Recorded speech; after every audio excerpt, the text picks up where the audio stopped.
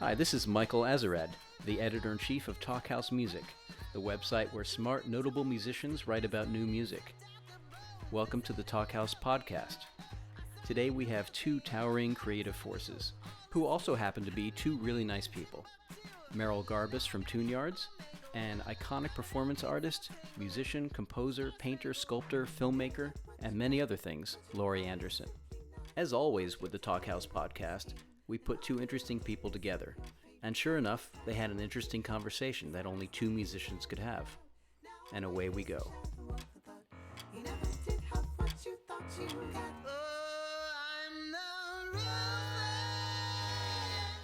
We're looking at the End of the Road Festival. Where was that? England. Uh-huh. Salisbury somewhere. It's very rare that I look at footage of myself. It's difficult, isn't it? Looking at footage of yourself. Oh my I've gone gosh. through so many waves of it too. Mm-hmm. Where it used to be actually a lot harder for me. Was it? Yeah, I think in the beginning, Mm-hmm. when When you say beginning, yeah, when do I mean? yeah, what's the beginning? Well, for me, I was thinking it was, for me, the beginning of YouTube videos of myself being put on the internet was when I was about 30 years old, Mm-hmm. and I'm 35 now. Mm-hmm. So this feels That's 5 recent. years. Mm-hmm. When there were photos and press photos and, all that Mm-hmm. junk. Mm-hmm. So that was 5 years ago for me. Mm-hmm. But I was thinking that for you were also in your early 30s when Superman came out. Mm-hmm. Mm-hmm. And did your life change when that came out? Yes and no. Yeah, the answer is always yes and no, because it's such a long answer. I'm sure. And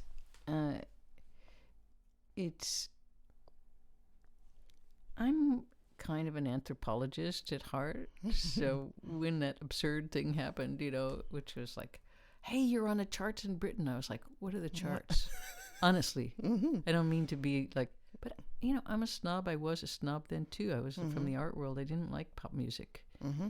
Didn't care about it. I thought that's, what I cared about was what other artists thought about my work. And, so when I was suddenly in this world of people screaming in limos, and I was like, this is so ridiculous. Mm-hmm. I mean, and fun, and a lot of fun. And but I decided to be an anthropologist because I knew this was not going to be a permanent state. So just like observe it, observe myself, and I didn't do a perfect job with that because I got a little tied up in it, with the egos, and your ego loves stuff like that. Sure. You're that great ass, and it's like it's just. It just loves to hear stuff like that. So I knew that it was kind of a joke, but it was also fun. And what about you? So 5 years ago, when your picture starts appearing all over the place, and then how's your ego? Well, up to the task of resisting or not? Yes, I mean, I think I feel the same, and that's actually helpful to think of it anthropologically, because certainly I can't imagine that it lasts, or if it does last, that means that you're working real hard to make sure it lasts, and that you remain in some, you remain in a value system that, at least when I started, it's still not my value system, the system of pop music, as you say. But there's no limos and there's no screaming. So it may have been. Well, that was the era too. Exactly. That was the era of limos screaming in record companies, and making this kind of like wild, crazy thing about, and it was a different relationship to fans. So they would show up at places, and they'd stalk you major in a major way, and that was crazy. So now I don't think it's. I think the stalking is a different.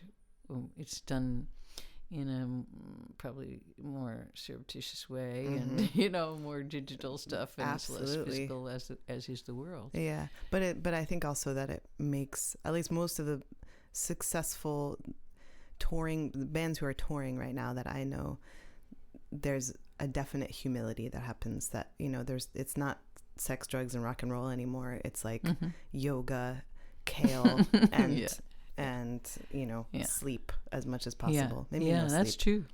That's true. Took all the fun out of it. Yeah, man. Yeah, come on. I was like, that was fun. You know what? As a young artist, before I was in the music sort of scene, my scene was art festivals in Europe, and I realized that I thought, gosh, I'm a different person when I'm in Europe. I'm like freer and more like I have more time on my hands to like really look around and talk to people, and I just feel better. And then I realized that I was drinking a lot there. I never drink in the United States, but we're sitting around having lunch, and it's Europe, so you have a couple glasses of wine, and then hey, later let's have some drinks, and then you go and have dinner, and then after that you go out for some schnapps. I mean, I was like, whoa! I was drunk the entire time. So this was my free self. Was right, there. Of course, you were loose. Yeah, I was loose. And it was a lot of fun. And so. And what were those festivals? I mean, they were avant-garde music / theater festivals, because I was doing kind of. I was really interested in how language and visual things can relate to each other in ways. So stories, that's kind of still what I'm up to. Unfortunately, I haven't changed that much. It's not unfortunate. I think it's, but you have a guy like Robert Plant. I went to his show a couple nights ago, and talk about survivors and somebody who builds on what he's doing. He did such an amazing show at the Nonsuch Festival. Did you catch it? No. Yeah, it was amazing, and because he's pulling in all. He's a genuine music lover. He loves blues. He loves really ancient rock and roll. I mean, and he and folk songs. And he has. I think you'd love the show because you have serious grooves, and so does he. Serious grooves, but you're doing something else with the lyrics, something else with the way it's all attaching to each other. So here's a guy who was went through the classic rock scene. Talk about limos and screaming, right? Yeah, and here he resurfaces as an intensely interesting musician with a wonderful sound. These guys played together for 2 years before they toured. Wow. Or recorded. Wow. And just really sound. Good side guys that he's got with him. They're wonderful. Yeah. Wow. All of them are just, they sink into that groove in a way that's like so organic. You just know they've been, the way you can sound like it's not guys who learned it for the tour. Exactly. They are guys who those parts came out of them. They played them. They originated them. They've been really. They're attached. And what's your band scene like now on the tour? It's kind of the opposite. I mean, it's the touring. It's a touring band in a way that we haven't really done before, but that the parts were written, and then we recorded the album and then said, okay. When did you record it actually? Last year, 2013. So.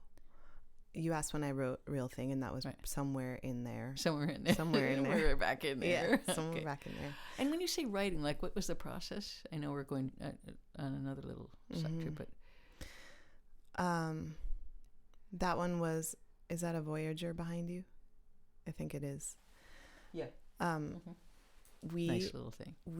At the end of last tour, we felt that we could afford a Moog, and so we got that Voyager. The Voyager's beautiful. It's really pretty. Yeah. So we had suddenly a spaceship in our little apartment in Oakland, and I knew that I needed to write a record. That's the one thing I do like about pop music, if that's what I'm doing, but having a record label and having a contract, because it means you have to you do have something. Yeah, you signed on that line. It doesn't matter if you want to. It doesn't matter if you just want to make, dehydrated kale snacks in your kitchen. Right. You should probably write a song or two. Right. So I started playing around with the Voyager. Are those good dehydrated kale snacks? I mean, it doesn't sound like that's really... We get a thumbs up from over there. If you could try one. I've got one in my bag. Mm-hmm. Sure. Yeah. Can I try it? Yeah. It's yours, in fact. No, I'm not going to take the whole bag. Just what? But I am going to just There's just try one this. left. It looks like a dog biscuit, and you might think it tastes like a dog. Quite like a dog biscuit. But I have tried dog biscuits, and some of them aren't bad. Did you make this really yourself? I really did. That's crazy. Can you send me the recipe for this? Of course, it's yeah. absolutely delicious. Isn't it good? I said I wouldn't keep it, but I'm keeping it. Yes. I'm keeping it. Oh, I'm honored. Really good. So sometimes I think about, Wow. do I really want to go back on tour, or do I want to use my dehydrator and make kale cashew cookie? There's a dehydrator machine. Yes, it sucks all the water out of anything. How long does it take? Overnight. I was saying that overnight in the Can middle. you dry out your iPhone in there if you drop it in the pool? I bet you could, actually. Yeah. That's a good idea, because it's very low temperatures. Yeah. So that's the trouble, is that I have this balance where which I wonder if you have struck in your life ever. I'm very curious. Yes. Where I feel that I'm not in a rush to create anything, but that I can luxuriously have time to do the things that I do to take care of myself and be healthy and get good rest and all that stuff, and make an album or whatever it is I'm working on. I think you can do that no matter where you are, that you don't have to go home to do that. You could bring your dehydrator on tour and plug it in. Mm-hmm. And if you were in the right mental state, then you can twinkle toes your way around the world in safety, harmony, and with luxurious amounts of time. I really think it's about that, not where you are. And do you? Because you travel a lot. Okay, well, I have a recipe to share with you. Yes. It's called Hotel Hot Dogs. I invented it when I was on the road a lot. And when you'd come back from a gig and you were so starving, okay, let's say you're in Germany, and there's nothing open. But I would save things during the day. This will probably be nauseating to you, but like sausages. Yeah, I'd pass a sausage. Now, I tried this once. I thought, how am I going to cook this sausage? So and it started as a joke, but it turned out to be edible. I had a lamp cord, and I just needed to heat it up. I had a lamp cord. I stripped the wire off. Oh my gosh. I stuck it into the end of the hot dog and plugged it in. It sort of exploded, but it also heated it up a lot, and it was really delicious. Are you saying I call it Hotel Hot Dogs? You plugged in the hot dog? 220. Whoa. Yeah, it gives fry it a nice little jolt. And this is like a gas station sausage, something that you just pick up on the road? Yes, yeah. So it's accessible, easily accessible. And I feel like this tells me a lot about what you're also carrying. Do you carry wire cutters with you on the road? Yes, I do carry wire cutters, and I carry I used to try to fix things when they broke on tour. So during the show. So I would have a screwdriver in my pocket, and if I couldn't hear something. Also, a lot of the cards of things that I was using early harmonizers, and their cards would shake when they were transported. So really, if you banged on the bottom of that unit, you could reset the cards, and often it would fix some kind of fritzing. So I would disappear during the show for a few seconds, just boom, bang. Yeah, and it often made it pop back into place. I mean, that's it was just too often when I called long distance to these guys and go, the harmonizer, the 910 is fritzing again. I'll try banging the bottom. So eventually I was just told myself to do that, and it kind of works. Do you carry screwdrivers and ways to fix things? No, and I really should. I mean, because we usually have a sound guy now, or a sound gal, truthfully. Our sound gal, Olivia, in Europe, she's got wire cutters. I think she might even have a soldering iron on the road with her. That's good to have as well. Yeah. What kind of gear do you have right now? a pedal board that has homemade or I used to home make it, and then I just got one of those metal rack things that with Velcro. Yeah. But I've got 2 looping pedals. And then a bunch of stuff for my ukulele, so the tuner. You have a ukulele. It's just like so crazy. That's a great instrument. That makes it not sound too much like a ukulele, I hope. So delay and distortion and stuff like that. Well, yeah. But do you ever just play straight ukulele? Ever? Rarely. It's such a lovely little sound. It's so shy. And, it's so shy and at its best, I started playing it because at its best, I think it's creepy. You know, that's creepy in what way? What image is coming to mind? Well, we were just talking about Twin Peaks, maybe in a David Lynch kind of way. Yeah, where, like somebody under a palm tree playing ukulele. Yeah, but you know that something bad's gonna happen. You know, in other words. In other words, there's this kitschy element to it. Yeah. And if you just take it at face value like that, I don't find it so interesting. But if there's a dark side to it, such as the first songs that I wrote on it were for a puppet show that I was doing that was about a mother selling her child to the butcher. What do these puppets look like? My first solo puppet her name was Fatilda, and she was made out of solo puppet. I worked for a puppet theater company, Sandglass Theater, for a while in Vermont, and they are craftsmen with their puppets. They are from a more European tradition of puppet making and sculpture. Right. That's not me. I'm into trash and things that are disposable or that you recycle. You know, so I took a pair of pantyhose and stuffed it with cotton, and sewed it a bit, and that was my Fatilda. Nice. Very nice. Yeah. So I used to wear her on my foot and sing to her. Nice. With my ukulele. Now on your foot, and then would you cross your legs, or would you do a yoga move? Picture the Punch and Judy theater, and my leg was up like this, and so I could, if I was more nimble back then in my early 20s. Foot puppets are better than hand puppets. Why not? They're farther away from you. It's kind of like more disembodied. Exactly. And you did this with pantyhose? You know what I just saw in Poland? I saw in a store window pantyhose that had been infused with vitamin E. What? Can you imagine clothes that have vitamins in it? Oh my gosh. You can get your muscle t-shirt complete with calcium infusion. Well, I guess vitamin E lotion, right? It's kind of the same. I'm not sure I want to have something from a garment. Yeah, I'm not sure. Anyway, so this your first solo puppet. What was her name again? Fatilda. And it was called the Fat Kid Opera, and it was based on Jonathan Swift's A Modest Proposal. Oh, nice. Yeah. So it was a mother who was in such dire straits that the choice that she had was to fatten her daughter up and to sell her to the butcher. So that was the premise. I can see why you'd want a little distance from that puppet then, because you're going to get rid of her. Oh, yeah. You played the mom? I played the mom.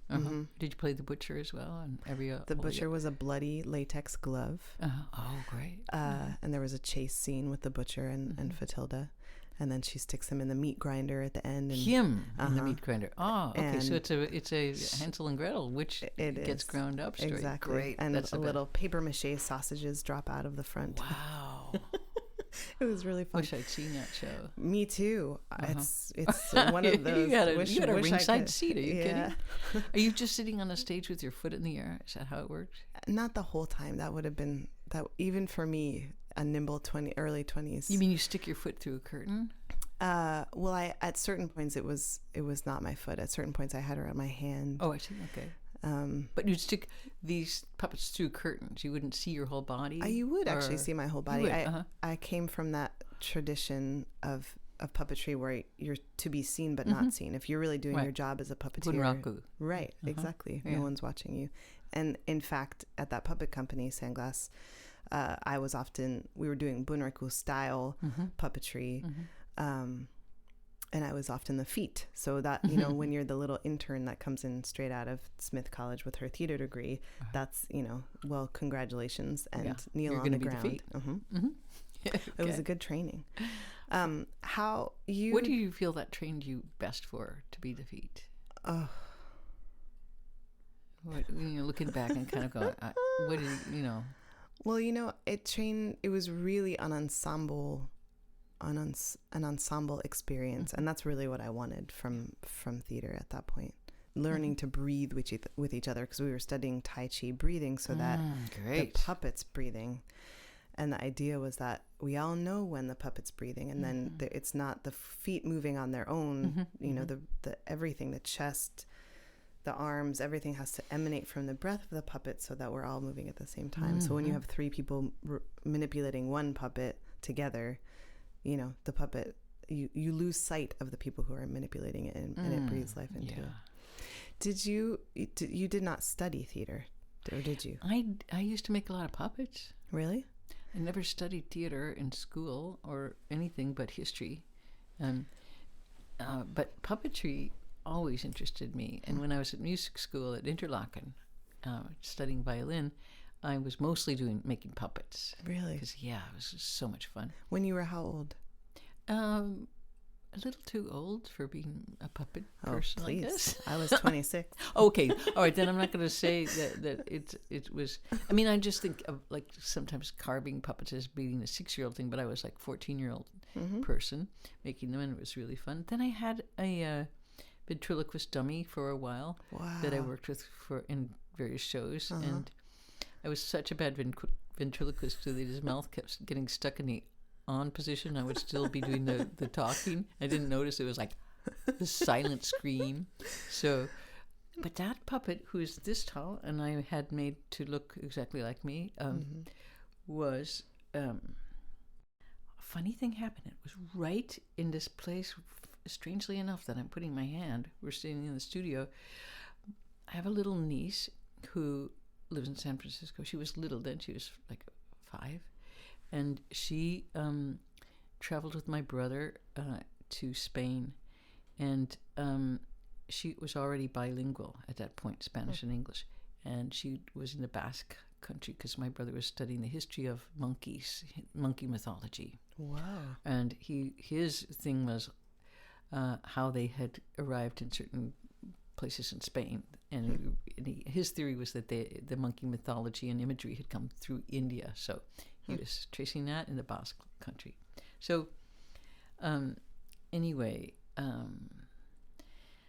this little girl got to the Basque countries, bilingual little girl, and she was then trying to speak that language, and she imploded. She stopped speaking. Whoa. And she stopped speaking for half a year. So at first, a month went by and they thought, she'll adjust. And then a couple months, and it was a big Fulbright thing. So it was like hard to sort of go, well, and then finally they realized she had stopped talking and was not talking to anyone about anything. So they came back, and on their way to San Francisco, they stopped here, and they left her here with me for the day and went out to have fun. And so, I had a little tiny keyboard set up and this little dummy, and I said, and I started talking with the dummy with her, and she started talking. Wow! And she started telling, not to me, but to the dummy, saying I was in Spain. I hated Spain. They made me talk a language I didn't know. Can I straighten your tie? And can I fix your hair? And she's working on the dummy's clothes and then fixing his hair. And are you speaking as the dummy back to her? Yes. So, but she's not looking at me. She's looking at the dummy. And then I remember when Thor and Consuelo, my brother and his wife, came in through, pointing now through the glass doors, and they saw their daughter talking to this little dummy, and they both started crying. Oh. It was really, and also she was playing keyboards and making the dummy play and talking and chatting away really happily. Yeah. And she started talking. I mean, it was so incredibly touching, and you realize sometimes talking to an inanimate thing, it's just like it's such a relief, because they're not going to start telling you what to do, or you should really speak Basque. He's not going to say anything except, these kind of like crazy little mouth motions that he's doing. So anyway. And is that... puppets are magic. What about puppets now? Are they in your shows ever? Do they come back? And No, but not in that same way, but we have this wonderful set now that's fabric that I wanted to look like bubble gum. What kind of bubble? You mean chewed bubble gum? Like Chewed wadded bubble gum. a bubble gum? That's cool. We did this cool we did this cool thing this time where we attached a lot of imagery to the album while the album was being created. So I would just go on Pinterest. Do you know that board? That Pinterest board thing? Yeah.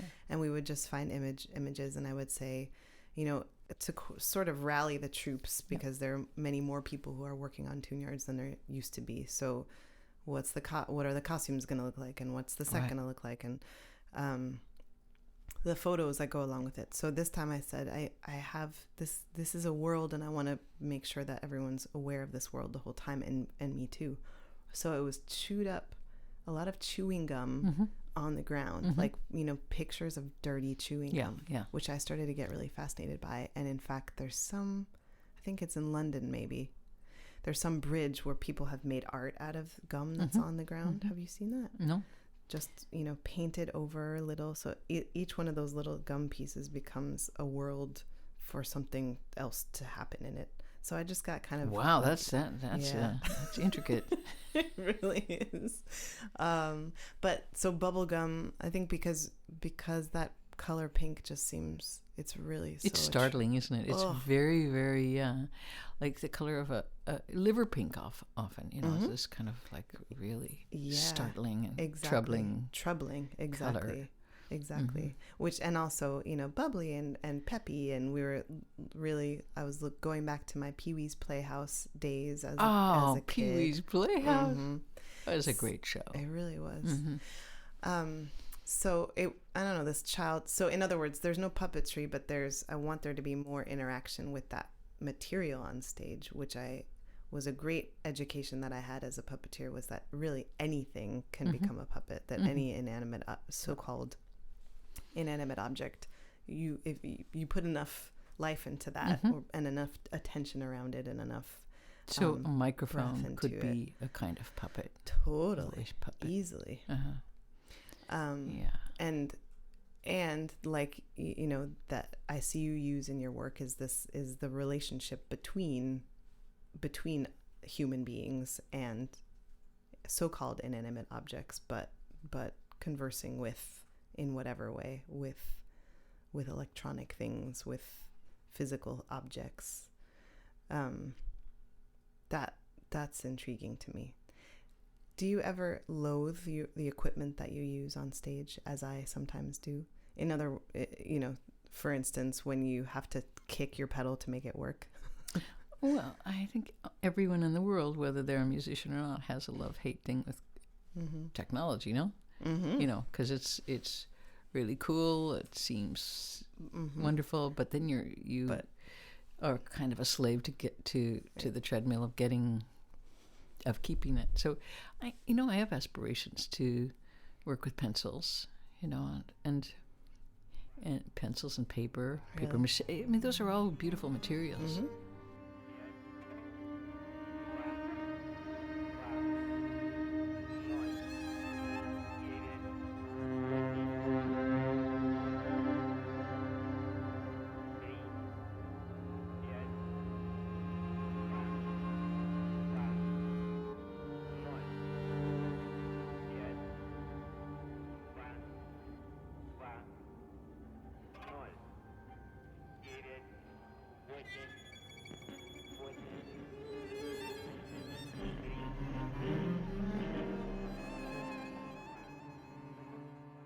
So to Michael's question, you just finished this wonderful BAM project. I'm done with the BAM thing for now. It is. And how... I wrote this thing last year, and this thing being this quartet for Kronos, it is so much fun playing with them. They are killer musicians. They can do anything really you ask them to, and much more, and they'll interpret it in ways that you just like.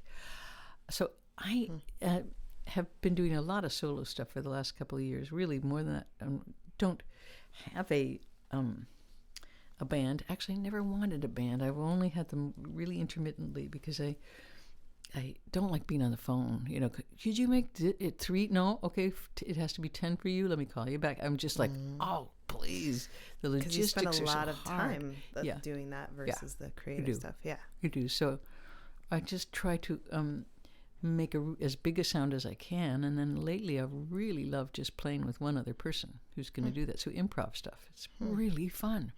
And I didn't do that until Zorn said, let's do an improv show. And I was like, what do you mean? Who plays the first note? We'll just see. I was like, this sounds like a terrible idea. It's like, why would we do that? I mean, this is, Because your performances are far more crafted they're and scripted. intricate. They're and they're too scripted. So Wow. being free enough to sort of just go, who plays the first note? I don't know. Let's see what happens. So I was like, whoa, I really want to try and that. Totally terrifying, I find. Have you done that? Well, but from forcing myself to. But I think I always have this. How does it work out for you?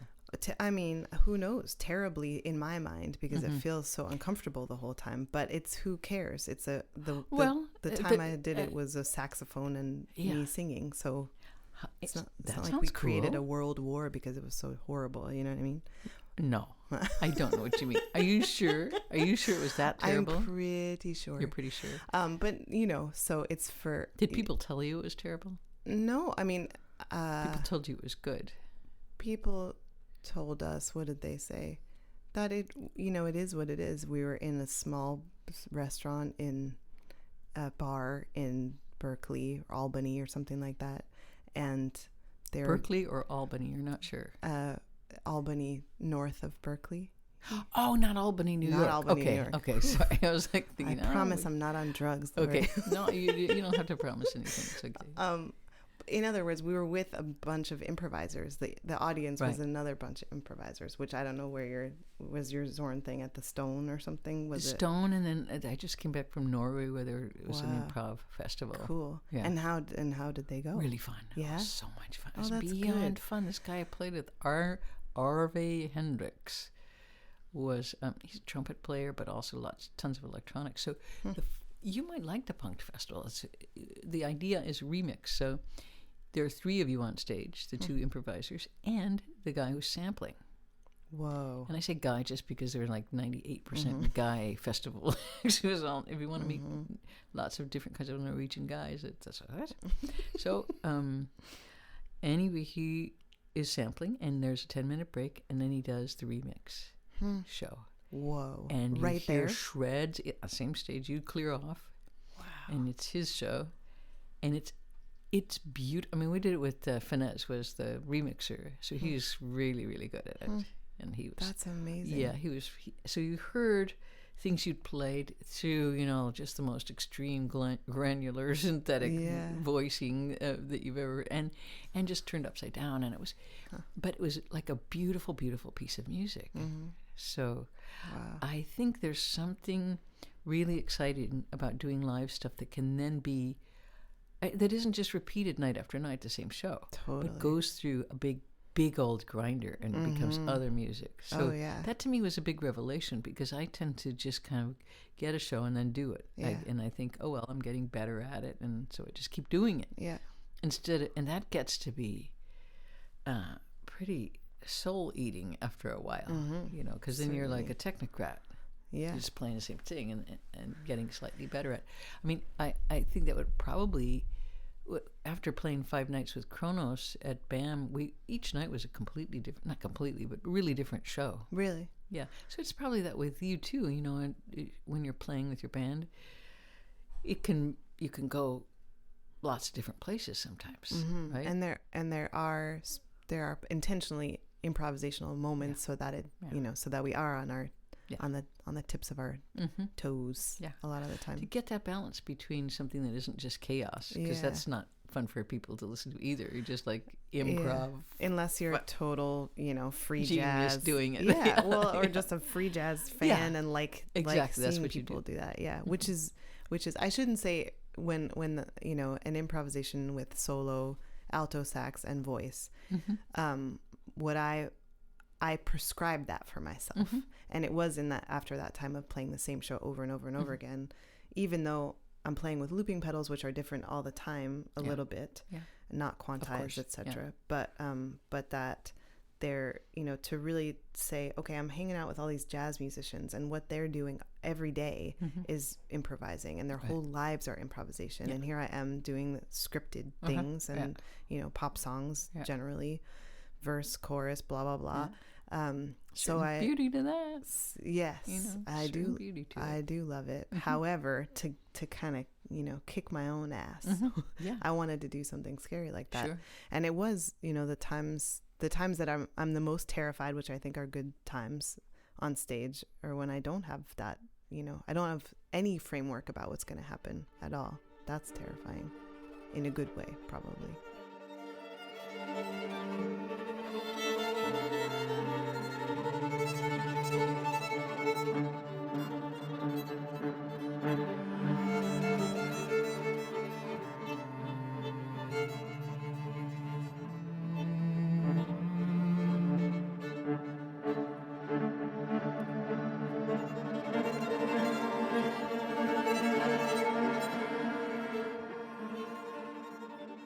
It seems to me that you have, in the span of your years, you have been parts of and attached to different communities. And I wondered if there are communities that you miss. Sure. Yeah. And communities that are in your mind joyful ones that brought, or really creatively fulfilling ones, or that really were fodder for a lot of your creativity. It's funny, that's been on my mind the last couple of days, because when I went to all the events at Nonsuch at BAM, I felt like I was part of a community for the first time in many years, because it can get very fractured in New York. And I mean, I am a part of a little community having to do with the Stone and John Zorn and this kind of scene, but it's not really precisely my scene. But I'm kind of a member of it, I used to be a member of the kitchen scene. Now I'm on the board of the kitchen, so that's I try to go and see stuff there, and it's not exactly, So right now, there's no guaranteed place in New York where I can go any night of the week and see people I know. Yeah, and I miss that enormously. Now, I once had a manager who I was complaining about this, and I actually only had one manager. So anyway, when I had a manager, I was saying, boy, I just really wish there was a scene. I miss it so much. And she said, well, why don't you go out and sit in a cafe and start one? I was like, oh, because I never thought of that. Well, I guess is why I didn't do that. But, maybe I'll just try to start a scene, because there are people that I love the idea of being part of something. It means a lot to me not to just be in the big commercial fray of here's your product and the world's your oyster. It's like and to me, scene means real estate and like proximity, so that you can walk there. Yeah, that's what a scene is for me. Yeah, that's really what it is. And in and your New York scene, the scene that you miss was an early New York scene? It was an early New York, but it's done a lot of different things. The very first one I was in was Phil Glass, Trisha Brown, Gordon Matta Clark, this kind of combination of people who are making, we were all making operas at the time. And and then other things that have just been, they've come and gone. And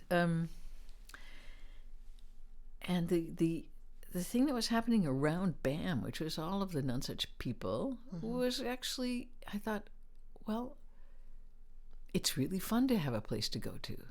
It was really cool. So I felt like that. What about you?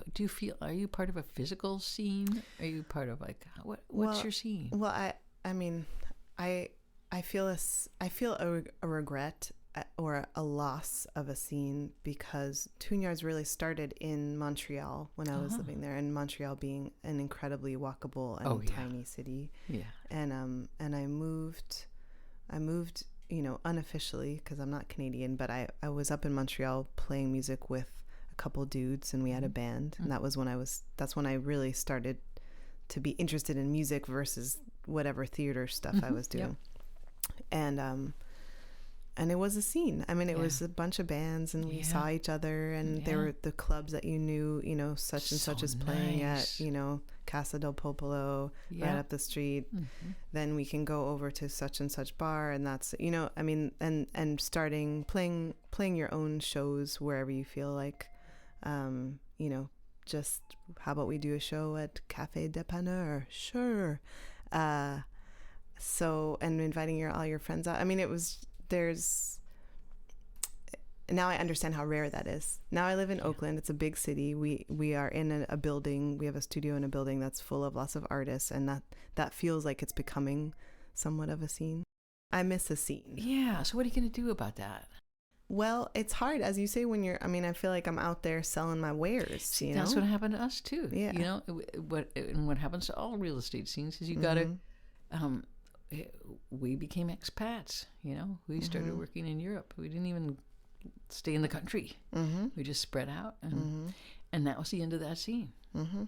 So, I don't know. I would, maybe I'm going to try to do that. Well, it is so nice. It is nice. And is it possible to have a virtual scene? No. It's not the same thing, right? No. I'm not even going to go there. No. Of course it's possible, but it's not that much. It's not fun. Yeah. It's not fun late at night to go and home and talk to your computer. No thanks. No. I want to go to a club and hear some real music and see some real people and have a real drink. Yeah. Play real music in the real room and in the flesh. Well, but don't you do that? I've heard that you've had gatherings here though. Well, I've had some things going on here, but speaking of real estate, I think I'm going to probably, and it's partly it's that as well. There's this new place I'm thinking of going to in the West Village. Part of the appeal of that is that it's on the street, and that it could be about people coming in and playing. That's what I was thinking. And just being more integrated into the. It's in the bougie West Village, but I've really learned to like. Oh yeah. That kind of. Well, I personally am glad that you are still here. Okay. So it somehow keeps the, I don't know, someone's got to hold it down for what New York is and was. I think so. I mean, I love New York. I mean, there's no cities in the world that you can go out and look at an enormous collection of armor on Friday night, and the Metropolitan Museum, incredible museums like nowhere in the world. Mm-hmm. Yeah. And they're all, so forget that there are no good movies to look at. We're sitting on treasures. Just absolute treasures. And you intend to stay. I mean, it's a place that fills you. Well, I was kind of vacillating in the last year. There are lots of different cities I'd like to live in. And so I was thinking I would have a nomad time of my life. And then I think actually when this opportunity came up to take this ramshackle building, and it's just a shell. Really? It looks like it's survived World War II. Whoa. Barely. It's really ramshackle. So you will not be moving anytime soon, in other words. I'll probably just be calling up and going, I should. Why didn't you tell me not to do that? Because my life is a hell. Remember when I was telling you about how great it would be to have a. So anyway, I don't know. It sounds like maybe you're building something that could be some real estate. You know what I mean? For people. That's why I'm doing it. Yeah, for people to come and for people to stay, and for exactly. you to have a base like that. Yeah, I enjoy being with people. I really do, and so I don't want to isolate myself. When nomad solo performer, you could do basically anything that you wanted from a small, and it seems like you do anything from a solo performance piece, a duo, improvisation. Right now it's a crazy mixture of things. I'm working on a big crazy project at the Armory for a year from now, which is a series of sort of scenes that having to do with music and spectacle, and then because it's such a cool place. And it does involve ponies, but that's all I can say. So then it does involve ponies. Yes, it does. So then I'm going to give a shot at working on this opera with a friend of mine, and then a short one, and with a real opera singer. So that's kind of thrilling to me because it's an alien world of these people who are like will study the score for a year. Yeah. A year. And have trained their lives, basically. Yeah. And wear mufflers all the time, so they don't, just I'm becoming hurt their throats. I know. They're, what an exquisite instrument she has. I mean, my God, it's really, really beautiful to hear her sing. So a very small cast of an opera, or just her? Pretty small, and involving some electronics as well, which is really fun for me because I wouldn't be able to think about it otherwise somehow. And then these when's your next record gonna start? When are you gonna start writing it? I have Do you have some thoughts about it? No. Then why don't we write some duets? Great. And then maybe it can jumpstart something. Sure. We'll see. Are you serious? I've got you on tape saying that. I am serious I because would love it. I would love to kind of get out of my box, and me too. And I love the box you've created. It's a very well. nice How about one. I open a wall of my box? Yeah. And Okay. you can come in and bring some of your box. Yeah. I would love it. And I don't know. I find that when I'm on tour, which I really am right now, that all of my ideas are anti-ideas. I know. I just don't want to do that anymore. I just don't want to do this anymore. Yeah. And I don't know that touring does that to you. Yeah. I don't but know that's good. It clears it out. You know? Yeah. And then you have a little space for what you actually would like to do. So I have so many questions for you, Laurie. I wish I could ask them all because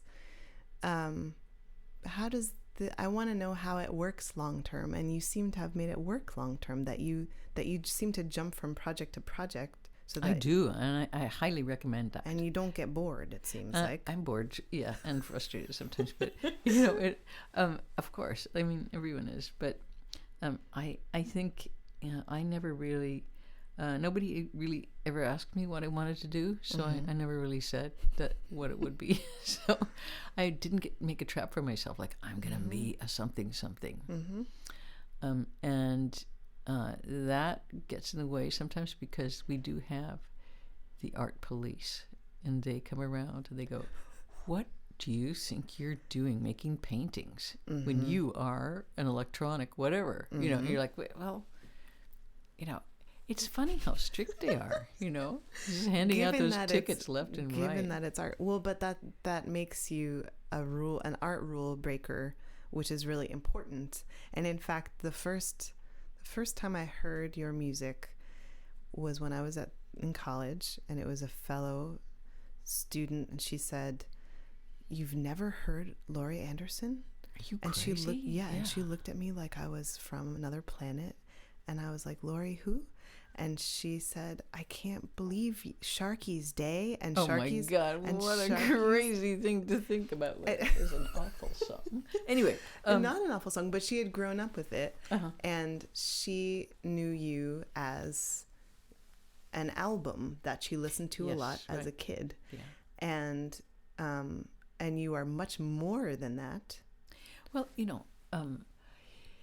I think it's really, for me, been a really nice thing to keep trying different things. So right now, I a little bit regret that I don't know more about film, but I'm just finishing a film, and it was going to be a 20-minute film, and now it's a feature film. So I'm just finishing that. About? And it was supposed to be. It was originally for Arte TV, which is the French-German art channel. They said, "We'd like to have a film about your philosophy of life." And I said, "I do not have one. I'm sorry to say. Even if I had a really good pithy one, I wouldn't tell you what it was, or put it in the form of a film. Why would I do that?" So anyway, so now it's getting to be really fun the last couple of weeks because it's really shifting and morphing and becoming a real thing. And as I'm starting to put some music in it and try different things with it, it's really, really fun. So I go for the fun aspect. Yeah. I go for this kind of thing about and of course not everything is like that at all. There were many times during this process that I thought, this is just, don't know what I'm doing. It's just awful. And it was, projects do sound and look awful for a while. Mm-hmm. Sometimes they still sound and look awful by the time they're released, But but bringing your own enjoyment and fun into it is a good way. And also because you're the creator, you're not necessarily looking at what you actually did make. Totally. You're looking at what you wanted to make. Yeah, and that always dies somewhere in the process. Or clouds your vision because you think that you're hearing what you wanted to make, but you're not actually. Yeah. And no one has that unique perspective on the work because you know what you want it to sound like. Mm-hmm. And you maybe fill in the blanks on some of the things that make it sound a little bit probably a little bit better than it might sound. And I've been thinking, I love making my own music videos, even though they don't seem to be the ones that people like, but I love them. Good.